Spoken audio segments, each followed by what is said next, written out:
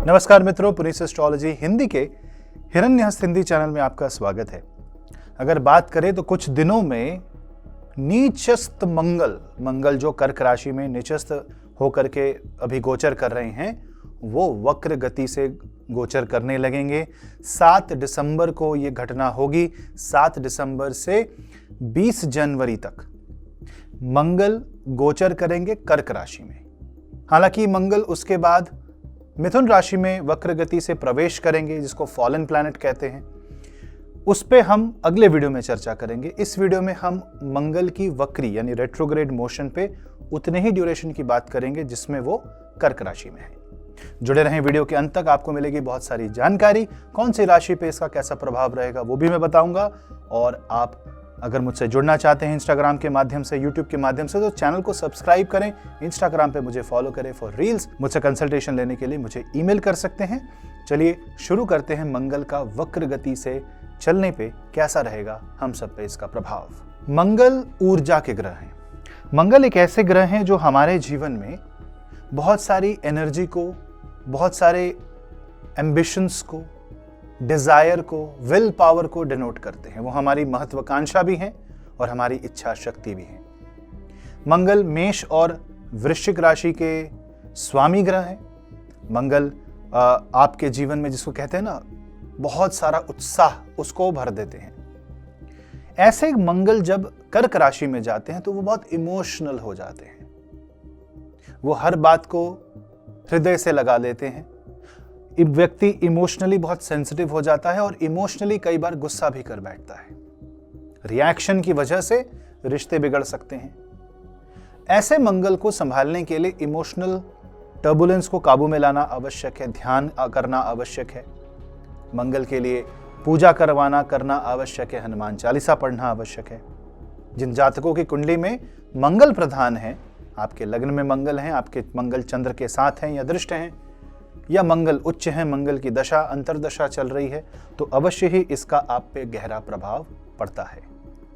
आपकी ऊर्जा कम होने लगती है, कई बार लेथार्जी आने लगती है, कई बार आप जरूरत से ज्यादा कार्य करके अपने आप को थका लेते हैं। तो एक debilitated Mars improper calculation of energy and improper application of energy को इंडिकेट करता है, जहां पे हम ये नहीं समझ पाते कि कब कितना कैसे करना है। बहुत सारे लोगों के लिए डेबिलिटेटेड मार्स एक रिजुविनेशन का कारक है। आप वेकेशन करते हैं, आप लेजर में जाते हैं, आप रिलैक्स हो जाते हैं, किसी भी काम को बड़े आराम से करते हैं। ये काफ़ी हद तक काफ़ी लोगों के लिए बहुत सही भी प्रूव होता है। और आपको क्या करना है कि ऐसे समय में घबरा के, उत्तेजना में आके, डिस्परेशन में आके कोई डिसीजन या कार्य नहीं करना। अब वही मंगल जब वक्री होते हैं, जो वक्री जो ग्रह होता है, उसमें चेष्टा बल बढ़ जाता है। वो एक अटेम्प्ट ज्यादा करता है, वो एक से ज्यादा बार, अत्यधिक बार वो अपना प्रयास करता है किसी भी कार्य को करने के लिए, हार नहीं मानता, बहुत ही लेजर फोकस्ड होता है। और रेट्रोग्रेड मार्स एक लेजर बीम की एनर्जी, कंसंट्रेटेड एनर्जी को इंडिकेट करते हैं। ये कई जगह पे आपको परेशानियों से निकालने के लिए वो एक एक्स्ट्रा अमाउंट ऑफ एनर्जी को इंडिकेट करता है, और कई जगह ये घातक सिद्ध हो सकता है, विस्फोटक सिद्ध हो सकता है, क्योंकि आपकी ऊर्जा अचानक से बाहर आ सकती है। एक वॉल्केनिक इरप्शन हो सकता है मन में, जो आपके आसपास, आपके विवाह में आपको प्रॉब्लम दे सकता है। अगर आपकी मेष राशि है तो आपके लग्न के स्वामी चौथे भाव में वक्री होंगे, तो परिवार में, प्रॉपर्टी रिलेटेड क्षेत्र में कठिनाई आ सकती है। नई दुकान को खोलने में, नई जगह को स्थापित करने में दिक्कत आ सकती है। माता के स्वास्थ्य को लेकर चिंता हो सकती है। वृषभ राशि वाले जातकों के लिए मंगल का गोचर तृतीय भाव में होगा, तो ओवर कॉन्फिडेंस से बचें। साथ ही साथ रुके हुए काम पूरे होंगे। अपना 200% दें। कॉम्पिटिटिव एग्जाम देना चाहते हैं, या राइटिंग से रिलेटेड कोई काम करते हैं, मैन्युफैक्चरिंग में कोई काम करते हैं, या सप्लाई चेन में काम करते हैं, आपको लाभ प्राप्त होगा। ट्रैवल के भी योग बनते हैं, परंतु ट्रैवल कई बार हो सकता है, या ट्रैवल में कई अड़चने आ सकती हैं, वो मान के चले। मिथुन राशि वाले जातकों के लिए द्वितीय भाव में वक्री मंगल परेशानी उत्पन्न कर सकते हैं फाइनेंसेस को लेकर के। आपका मन बार बार पैसों की तरफ जा सकता है। परिवार में कलह आपको अपने तरफ आकर्षित कर सकती है, आपको इन्वॉल्व कर सकती है, जिससे एनर्जी ड्रेन होगी और आपके मुख से भी कुछ ऐसी बातें निकल सकती हैं जो कष्टकारी साबित होंगी, ध्यान रखें। कर्क राशि के जातक हैं, आपके चंद्र के ऊपर वक्री मंगल मस्तिष्क को पुरानी बातों की तरफ ले जा सकता है। तो कहते हैं ना, गड़े मुर्दे ना उखाड़ें।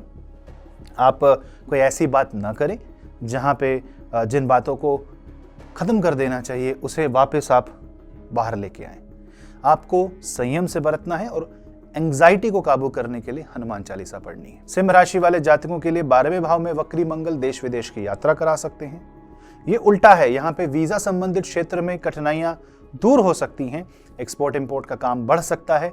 जो व्यक्ति ऑटोमोबाइल इंडस्ट्री से जुड़े हैं या हॉस्पिटल से जुड़े हैं, टायर इंडस्ट्री से जुड़े हैं, उनको फायदा मिलेगा। कन्या राशि वाले जातकों के लिए मंगल वक्री एकादश भाव में आपको बहुत सारे लोगों के साथ कनेक्शन एस्टैब्लिश करवाएंगे, लेकिन आपको यह ध्यान रखना है कि उसमें से कौन आपका मित्र है और कौन नहीं। यानी कि कनेक्शन बहुत हो लेकिन मित्र कम से कम लोगों को बनाएं। विश्वसनीय लोगों के साथ ही अपने मन की बात की चर्चा करें, विश्लेषण करें। अगर आपकी तुला राशि है तो मंगल का गोचर आपके दशम भाव में करियर को चेंज करेगा, ट्रांसफॉर्मेशन आएगा करियर में। आपका मन अचानक से अपने करियर से हटने लगेगा, कुछ नया करने का मन करेगा। तो अगर आप ऑलरेडी इस जोन में हैं कि डोमेन चेंज करना चाहते हैं, करियर चेंज करना चाहते हैं, तो अच्छा समय है। लेकिन अगर आप ऑलरेडी स्टेबल लाइन में हैं और आपको ऐसा लग रहा है कि जो स्टेबिलिटी है वो अफेक्टेड ना हो, तो थोड़ा सा मानसिक परिश्रम अधिक हो सकता है। अगर आपकी वृश्चिक राशि है तो मंगल का वक्री होना आपके लिए इंपॉर्टेंट भी है, क्योंकि 9th हाउस का मार्स है और लग्नेश भी है। यात्रा हो सकती है, देश विदेश की यात्रा। अचानक से आपको पढ़ने का मन कर सकता है। अचानक से आपका मन करेगा कि you are not feeling connected, आपको अच्छा नहीं लग रहा जहां आप हैं, तो कुछ अलग जगह जाकर के आप अपने समय को व्यतीत कर सकते हैं। थोड़ा चेंज लाने की कोशिश करें, थोड़ा घूम के आएं और रिलैक्स रहें। यहाँ पे बिल्कुल भी धर्म को अधर्म में न बदलने दें। शॉर्टकट आपके लिए डेंजरस साबित हो सकता है, चाहे वो पर्सनल लाइफ हो या प्रोफेशनल लाइफ। अगर आपकी धनु राशि है तो मंगल का गोचर आपके अष्टम भाव में होगा। यहाँ पे आप देखेंगे कि आप प्रॉब्लम्स को बहुत इजीली सॉल्व कर पाएंगे और साथ ही साथ आपकी जो ऊर्जा है, जो स्पेकुलेटिव एनर्जी, जो सिक्स सेंस है, वो बहुत ज्यादा बोलेगी। गट फीलिंग के साथ चले, बड़े बड़े बदलाव जीवन में आ सकते हैं। सोच समझ के कदम उठाएं, अन्यथा धन की हानि होगी और इन्वेस्टमेंट का नुकसान होगा। कहीं भी इन्वेस्टमेंट करने से पहले, जमीन जायदाद में या मैन्युफैक्चरिंग यूनिट में पैसा लगाने से पहले, ऑफिस बदलने से पहले 2 बार सोच लें। मकर राशि वाले जातकों के लिए विवाह संबंधी क्षेत्र में कठिनाई आ सकती है। सप्तम भाव में वक्री मंगल कई बार आपको पॉसेसिव बना सकता है, कंट्रोलिंग बना सकता है। परंतु अगर आप संयम से बरतें और भगवान शनिदेव की आराधना करें, हनुमान चालीसा पाठ करें, तो हो सकता है कि आपका सरेंडर विवाह को बिगड़ने से रोक दे। नए विवाह के योग भी बनते हैं जो योग्य व्यक्ति हैं, अगर गुरु की दशा, अंतरदशा या गुरु का कोई संबंध सप्तमेश या सप्तम भाव से इस वक्त हो रहा है। तो साथ ही साथ कुंभ राशि वाले जातकों के लिए छठे भाव का मंगल कंपटीशन में विजय, मान सम्मान में वृद्धि, साथ ही साथ आपके दिनचर्या में टाइम का पूरा ना हो पाना, प्रोक्रेस्टिनेशन, ये प्रॉब्लम्स भी हैं। तो इन सब को अगर आप लेके समझ के चलेंगे तो आप जीवन में बड़ी से बड़ी कठिनाइयों को पार कर पाएंगे। यहाँ पे किसी से बिना वजह किसी भी तरह की वार्तालाप न करें, कोई झगड़ा मोल ना लें। मीन राशि वाले जातकों के लिए मंगल का ये वक्री गोचर पंचम भाव में होकर के ज्ञान और ध्यान में वृद्धि की कामना करता है। साथ में आप अंडर कॉन्फिडेंट फील करेंगे। आपको ऐसा लगेगा कि आप बेसिक्स भूल रहे हैं और बार बार मन बेसिक्स को याद करने के लिए प्रेरित रहेगा। अच्छी बात है, लेकिन अंडर कॉन्फिडेंट होकर के गलतियां ना करें। कोई ऐसी अपॉर्चुनिटी हाथ से जाने न दें जस्ट बिकॉज आपको लगता है कि आप वो नहीं कर सकते।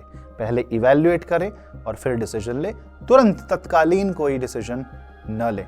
तत्कालीन निर्णय कठिनाई पूर्वक हो सकता है। तो दोस्तों, ये था 12 राशियों पे इसका प्रभाव।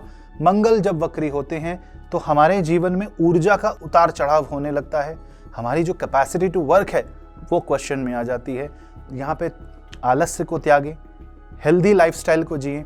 मंगल जो है वो ब्लड से भी कनेक्टेड है, तो ब्लड रश अच्छे से हो, इसके लिए आप साइकिलिंग, जॉगिंग, वॉकिंग ये सब करें। साथ ही साथ मंगल का हवन कराना, हनुमान जी की पूजा करना। अगर आपकी कुंडली में राहु मंगल या केतु मंगल योग है तो अंगारक शांति करवाना। शनि मंगल योग है तो भगवान हनुमान जी के सुंदरकांड का पाठ रखवाना।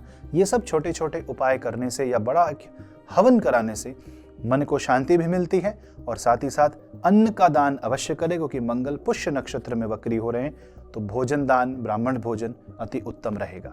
तो आशा करता हूं मंगल हम सबके लिए उत्तम फल देंगे और हम सब पे मंगल देव की कृपा बनी रहे, हनुमान जी की कृपा बनी रहे। इसी के साथ मिलता हूं मैं अगले वीडियो में। नमस्ते।